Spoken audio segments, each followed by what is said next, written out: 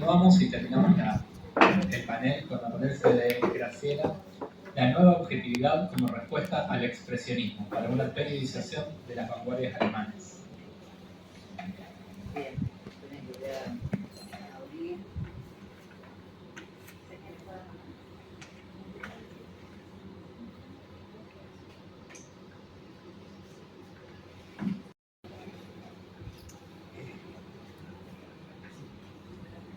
Bueno, voy a tratar de ser lo más breve posible. El tema que voy a tomar es la nueva objetividad como respuesta al expresionismo. Mi interés más que nada es marcar una problemática para la periodización de las vanguardias alemanas. Voy a aclarar que cuando nosotros desde la especialidad de literatura alemana hablamos del adjetivo alemana, estamos refiriéndonos no a una nación, sino a una comunidad lingüística. O sea, la literatura alemana tiene ese comienzo, que no es nacional, que es transnacional, y ese criterio de que son escritores alemanes aquellos que escriben en la lengua alemana, no importa dónde residan. En este caso es muy importante cómo transversalmente el destino del siglo XX también cruza el destino de la literatura alemana. Bien, primera pregunta que nos vamos a hacer: ¿por qué trabajar el concepto de épocas o de periodos? La comprensión histórica de movimientos literarios es parte de la recuperación de la memoria cultural, sobre todo en este caso de la literatura alemana. El expresionismo es un proceso de inequívoca multiplicidad y de interpretaciones muy divergentes a lo largo de décadas de estudios críticos, por lo cual la historia de su creación e interpretación refleja los vaivenes ideológicos de la misma crítica. No se trata, pues, de establecer milimétricamente el corte temporal exacto de su inicio o de su conclusión, sino encarar el problema de la interpretación crítica que fluctúa tanto en las fechas como en la consideración de sus integrantes. Sobre el expresionismo tenemos, por un lado, los testimonios de los contemporáneos, las miradas retrospectivas de ellos mismos, la mirada retrospectiva de generaciones posteriores, y a su vez tenemos la doble situación de aquellos que son creadores de literatura y aquellos que son críticos de ella. Para definir el expresionismo tenemos los siguientes problemas. El primer problema es que en general se sintetizan características predominantes en la producción de un cierto periodo histórico. En el caso del expresionismo ha sufrido distintas ópticas, desde la sociocultural, sociohistórica, estético-filosófica, netamente histórica. Cada perspectiva elegida de todas ellas, que algunas solamente, implica una postura ideológica en tensión, y en este caso, concretamente, y por eso es tan importante este fenómeno de vanguardia, porque es el enfrentamiento de los nacionalsocialistas contra los comunistas y socialistas. El segundo problema que ejerce presión sobre el conflicto definir el expresionismo es que las tendencias interpretativas no siempre abarcan la totalidad del fenómeno. Se enfoca por un lado el modo de pensar y se hace una interpretación filosófica. Se enfoca el estilo, y ahí es donde más complicado se hace. Se enfocan las manifestaciones culturales, se enfoca la pintura como eje del movimiento, se enfoca la literatura, y dentro de la literatura o la poesía, o la novela, o el teatro. En fin, según para qué lado quiero mirar, la óptica me deforma el objeto. Al querer ver el expresionismo como un movimiento netamente alemán, las divergencias interpretativas se encuentran asentadas en una profunda crisis cultural y política que vive Alemania desde después de la Primera Guerra Mundial y que, entre otros factores, da pie a la toma del nacionalsocialismo. El cuarto problema es: el expresionismo no es escuela, no es movimiento, no tiene manifiesto, no es uniforme. Llegamos a definir al expresionismo como un espíritu de época. ¿Qué hacemos con él? El gran problema es que para el momento en que hablamos del expresionismo hay una convivencia con otras vanguardias y un fenómeno que quiero, como germanista de profesión, quiero marcar que es un fenómeno casi muy problemático y típico de la literatura alemana, y es que existen los grandes clásicos de la literatura moderna alemana, como Franz Kafka y Thomas Mann, que si bien han convivido con círculos expresionistas o dadaístas, no importa cuál, ninguno de ellos se los puede considerar pertenecientes al expresionismo, en el caso de Thomas Kafka, o de Franz Kafka, o en el caso de Thomas Mann, perteneciente a la nueva objetividad. O sea, ahí la datación temporal confunde un poco los criterios. Vamos a ver con más detalle en un caso específico. A su vez, el gran problema que yo veo es que la convergencia de las dos guerras y la ideologización del campo cultural polariza las posiciones de sus representantes, siendo básicamente y históricamente un movimiento en sus inicios, y estoy hablando de comienzos del siglo XX, claramente apolítico, antibélico. Esta situación cambia durante y después de la Primera Guerra Mundial. El movimiento expresionista se declara contra la guerra, pero también tiene que ver con que el movimiento expresionista se lo define como un movimiento de una generación muy joven que llega a la guerra como soldado, es decir, que su momento expresionista corresponde a una adolescencia, a un momento donde corresponde liberarse y enfrentarse al padre, y también pensar que hay una posibilidad de un hombre nuevo para nacer, o sea, la temática expresionista también corresponde a una actitud de jóvenes. Esos jóvenes, cuando vuelven de la guerra, obviamente tienen una postura diferente. ¿Cómo se puede ver que hay un quiebre o hay ciertas divergencias en tanto a lo que es el predominio del expresionismo? Voy al hecho de que en general, por una cuestión del marco temporal, todo lo que transcurre en la literatura alemana entre 1910 y 1930 se lo tilda de expresionista, sobre todo cuando se hacen estudios culturales donde no hay tanto conocimiento de la situación. Ya dentro del movimiento, y hablando como un hito importante, el fin de la Primera Guerra Mundial, en 1918 aparecen los primeros denuestos de Hüllenbeck en el Café Voltaire contra, estoy cortando un poco y lo van a notar, pero ahí está.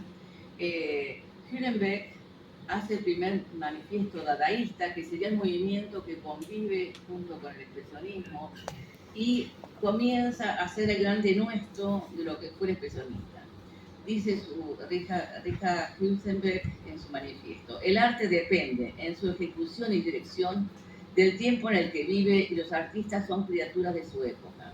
El arte más elevado será aquel que represente en el contenido de su conciencia los múltiples problemas de la época, el que, si fue sacudido por las explosiones de la semana anterior, recoja sus miembros bajo la amenaza del último día. Los mejores artistas, los más inauditos, serán los que, hora tras hora, recuperen los jirones de su cuerpo en el barullo de las cataratas de la vida, y los que, obstinados en el intelecto de su tiempo, tengan sangre en las manos y en el corazón. ¿Acaso el expresionismo ha colmado nuestra expectativa de un arte así, que es la incertidumbre de nuestros intereses vitales? No, no, no. ¿Acaso los expresionistas han colmado nuestra expectativa de un arte, de un arte así, que hace arder la esencia de la vida en la carne? No, no, no. Con el pretexto de una vida interior, los expresionistas de la literatura y la pintura se han unido a una generación que ya está puliendo en la actualidad la apreciación de la historia, la literatura y el arte, y presenta su candidatura para una honorable aprobación burguesa. En este primer manifiesto dadaísta queda claro que los expresionistas comienzan a posicionarse en una actitud que va a ser el eje de la crítica al expresionismo planteado dentro del ámbito académico. ¿Cuál es el problema? El problema es que podemos hablar de un expresionismo después de 1920, sí, pero con ciertas condiciones, porque ese expresionismo después de 1920 se confunde con aquellos escritores que son considerados típicamente expresionistas y sin embargo no lo son. Y el caso más concreto es el de Alfred Döblin. Döblin sí comienza como un expresionista, pero para la fecha en que él escribe Berlin Alexanderplatz en 1929, ya no lo era. Alfred Döblin, cuando empieza a hacer un intento épico como es en esta novela, su pertenencia corresponde más que nada a la nueva objetividad. Es más, Alfred Debrin pertenece a un grupo que se llama el Grupo de Noviembre, que hace alusión a la Revolución de noviembre de 1918, y es un grupo de disidencia en el cual ellos mismos se autodenominan cubo, futo, expresionismo, que tiene que ver con que es cubismo, futurismo y expresionismo. Y ese grupo de noviembre dice: el futuro del arte y la gravedad de este momento nos obliga como revolucionarios del espíritu, expresionistas, cubistas, futuristas, a la unidad y a la estrecha colaboración. O sea, vemos que hay un desplazamiento de este eje del expresionismo, donde se toma conciencia de que esa postura apolítica, antibélica y metafísica ya no da con la época. De hecho, Alfred Debrin, posterior a la Segunda Guerra Mundial, escribe una novela marcando la importancia de ese momento histórico que se llama November 1918, noviembre de 1918, eine deutsche Revolution, una revolución alemana. Pero lo que más me interesa marcar es la especial estigmatización que se hace del expresionismo, y en este caso vamos a hablar de Lukács y lo que se inauguró, como se dice dentro de la historia de la cultura alemana, el debate de los expresionistas, expresionismos de base. ¿Por qué? Porque justamente esta situación tiene que ver incluso con la posterior prohibición de todas las vanguardias del Tercer Reich.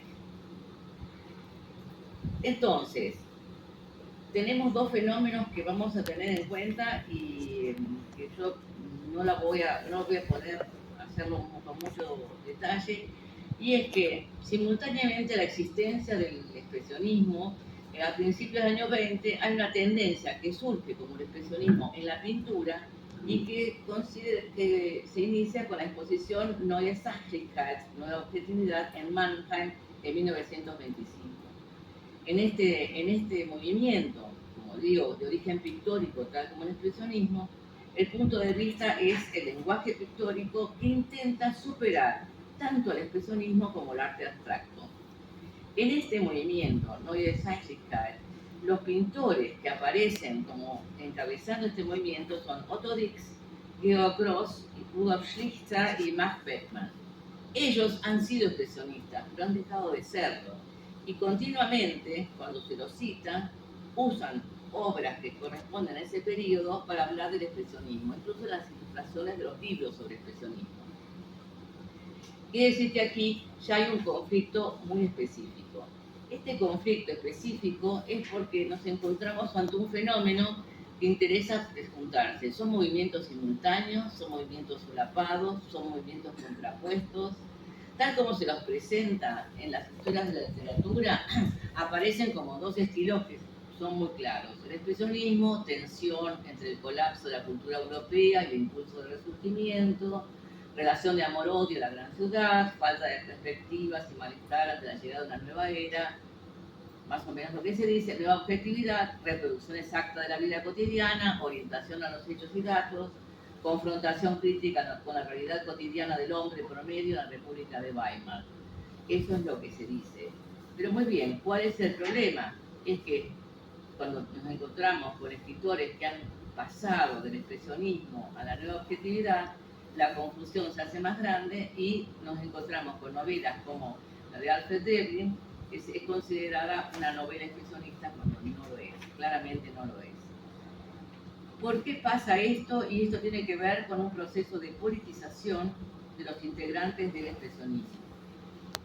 Entonces, la así llamada muerte del expresionismo no es solo el resultado de un transcurrir autónomo de movimientos artísticos de vanguardia que pasa de la innovación a la convención y con ello a su destrucción, sino que hay otros motivos históricos reales. Después del fracaso de la Revolución de 1918 y el establecimiento de la Primera República, el ímpetu utópico en muchos expresionistas se convirtió en resignación. En otros este fenómeno lo llevó a un proceso de radicalización política y finalmente a abrazar el movimiento obrero organizado.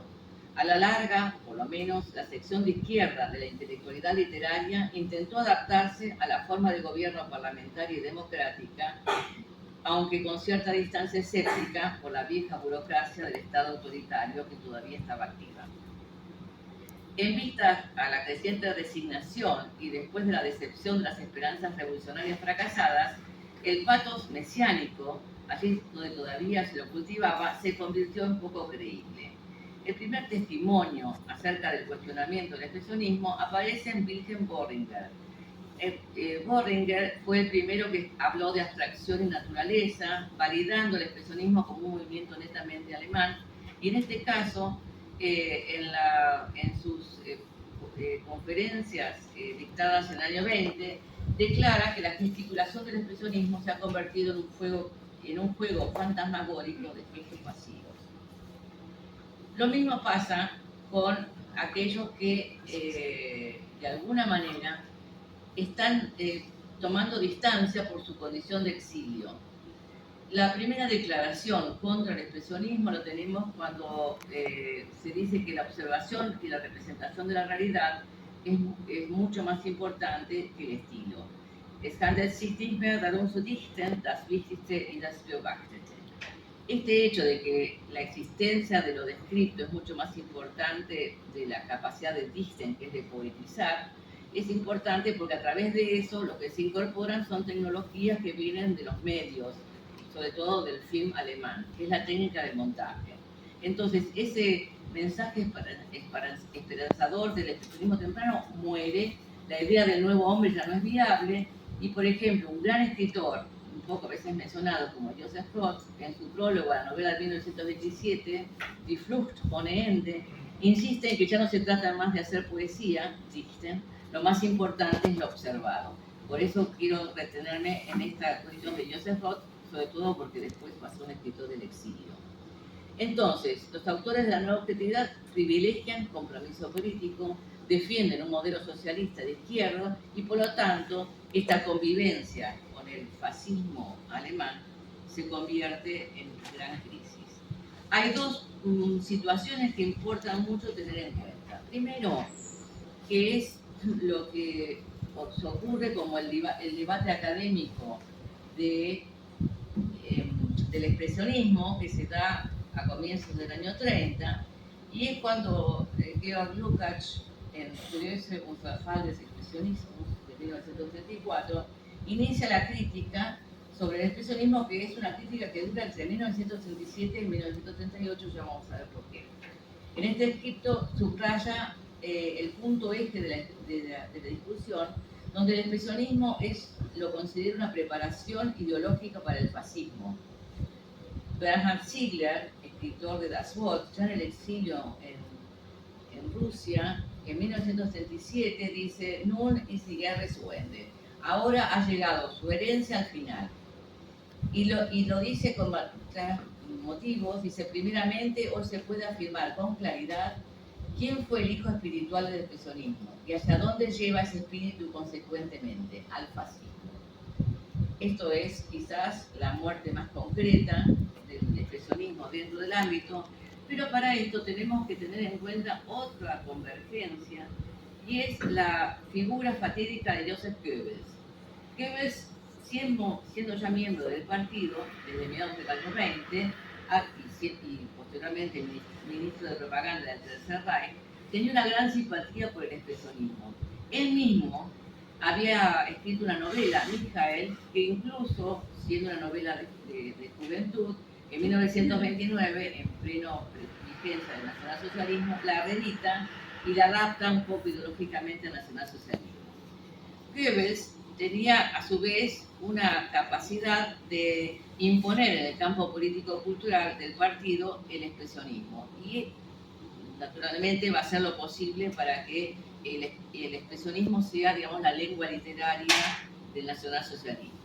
Al mismo tiempo, hay otro teórico del expresionismo, Rudolf Blumer, del Círculo de Sturm, muy importante, que se une a un discurso de Gottfried Benn, del cual vamos a hablar, donde Rudolf Blumer, siendo expresionista, considera que aquello que representa mejor el nacionalsocialismo es el futurismo italiano.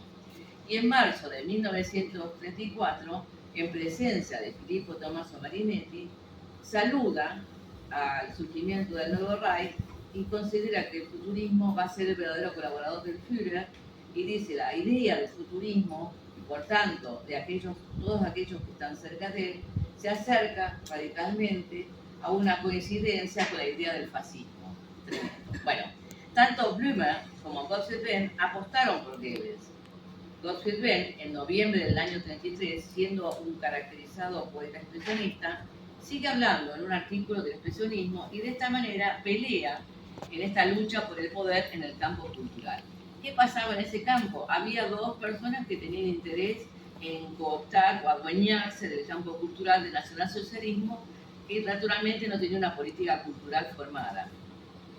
Entonces se enfrentan Goebbels y Rosenberg. Goebbels, a su vez, siendo un aficionado, escritor y admirador del expresionismo, intenta acomodarse de tal manera en el poder para fijar un estilo oficial y que este fuera el expresionismo. Como virtualmente le cuesta mucho era un lecho de Procusto la situación, él utiliza un término que es expresionismo nórdico y elige dos artistas, Emil Nolde y Ernst Barlach, para considerarlos como que son expresionistas pero del norte y, bueno, según las condiciones deberían ser adaptadas. Naturalmente que Alfred Rosenberg, que es el que gana la disputa, ya se los digo, no es ninguna forma de desplegar un fin, arma una campaña que se llama Kampfbund für Deutsche Kultur, donde durante la República de Weimar impone una línea más dura, totalmente antisemita y antivanguardia. Cuando en 1933 existe una exposición que se llama Nationalsozialistische Deutsche Studentenbund en Berlín, y se presentan 30 artistas alemanes, en la mayoría son expresionistas, y Rosenberg utiliza esa exposición de 1933 para enfrentarse a Goebbels y a su política cultural, y en pocos días logra que Goebbels tenga que cerrar esa exposición.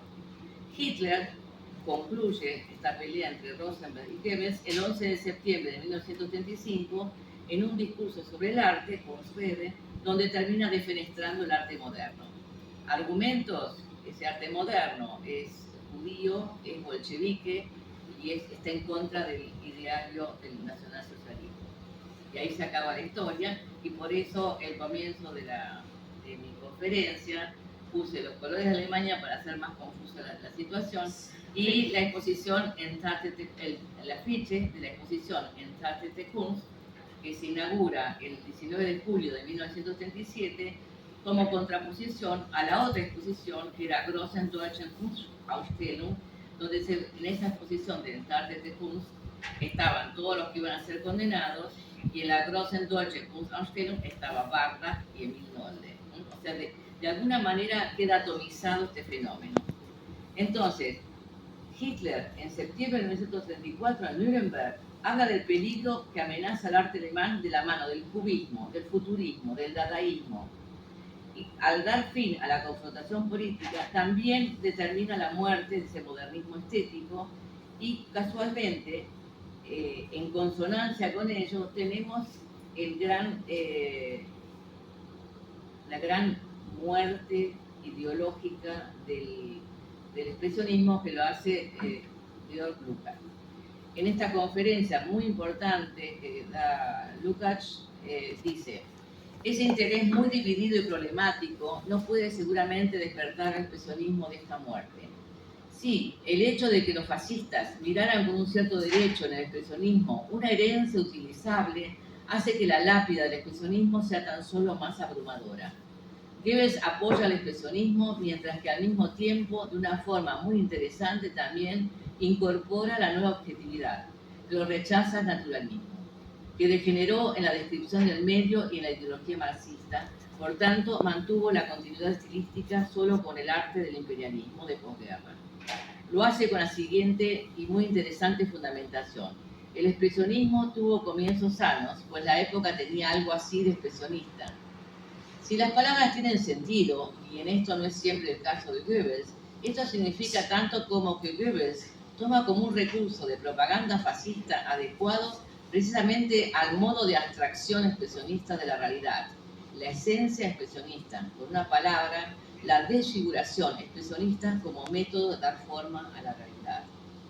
Las palabras son lapidarias, pero esas palabras no están dirigidas en general solamente a todos los expresionistas, sino a expresionistas que quisieron pasarse del lado del fascismo, como fue el caso de Gottfried Benn. Y el caso de Gottfried Benn es muy importante porque también es un termómetro de ver qué pasó con el expresionismo a lo largo del Tercer Reich. Gottfried Benn intenta acomodarse al nacionalsocialismo. Muchas de las revisiones de su vida implican decir, bueno, fue como un desliz, un flirteo muy aleatorio, quizás intentando el campo cultural, pero en realidad él tiene escritos donde fundamenta el arte desde un punto biologicista. En fin, no creo que de una revisión de contenidos salga muy indemne. Pero la idea es que en este debate nacionalsocialista del expresionismo, Lukács lo que plantea es que claramente, no importa que sea Goebbels o sea Rosenberg, que estaban enfrentados, las luchas de lineamiento son claramente manipulaciones donde se está ocultando una persecución, y por supuesto tenía razón, y por eso en estas tensiones que se marcan, esta confrontación política del arte también implica, al mismo tiempo, el hecho de que al quedar prohibido todas las vanguardias, esas vanguardias van a languidecer.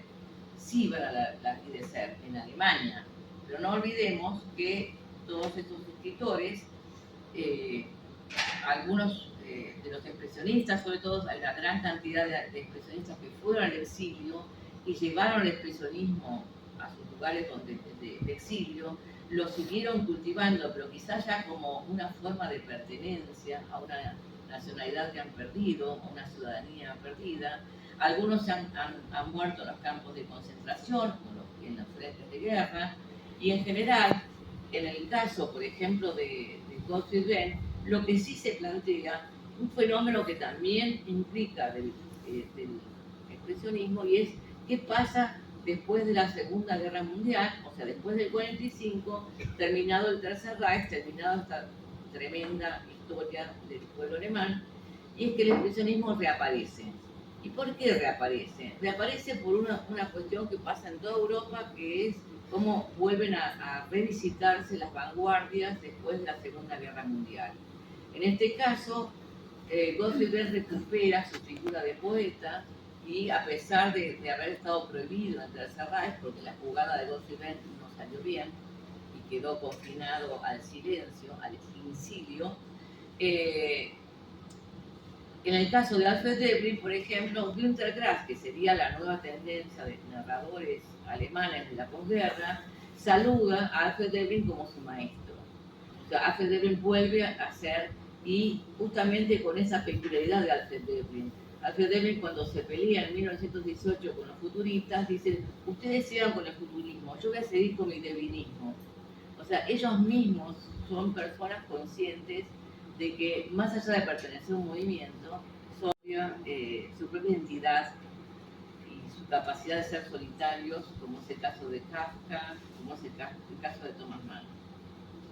Entonces, la admiración que hay en Peter Ruhrkopf por la lírica expresionista, o cómo surge en Tante II, centro del teatro alemán, un renacimiento de la dramaturgia de Ernst Toller, o en el caso de Schumann, admiración por Trakl, todo este resurgimiento de vanguardias tiene que ver con un recuperar aquello que se perdió durante el Tercer Reich, el nacionalsocialismo, y más que nada la pregunta es, bueno, eso que llamamos expresionismo lo tenemos que llamar como tal, por supuesto, no vamos a negar la existencia del mismo, pero sí hay que tener mucho cuidado cuando pensamos que detrás de esa estigmatización del expresionismo implica que hay una decisión ideológica y política para destronar a ciertos escritores, y todo eso implica también que cuando hablamos de expresionismo, por ejemplo, en el el exilio, lo que tenemos que pensar es si esos poetas exilados siguen usando el expresionismo por convicción o por una forma de mantener la memoria de aquellos que han abandonado. Son todos problemas. Y lo cuento por algo muy importante, y con esto termino. Mi tema de tesis doctoral en la década de 70, me doctoré en 1980, era el expresionismo en la obra dramática de Guido Kaiser. Y yo empecé a leer la literatura expresionista y la crítica expresionista desde la década de 70, y estamos en el 2022 y sigo leyendo, y lo que me llama la atención es que la historia de la crítica, la historia de lo que puede ser una visión de la historia de la literatura, existe sobre el expresionismo una especie de tester de posiciones ideológicas, y que es muy increíble porque finalmente en la actualidad, y estoy hablando de un escrito sobre el expresionismo de 1920, dice: el expresionismo sirve para hablar cómo la crítica fue manejándose ideológicamente y por tensiones del campo cultural de un lado a otro, y finalmente podríamos decir que no hay que hablar del expresionismo, sino que tenemos que hablar de los modernos expresionistas o las vanguardias expresionistas, pensando que en realidad el expresionismo es un invento de la historia literaria. Bueno, eso es una postura muy extrema, pero bueno, a eso voy. Bueno, gracias.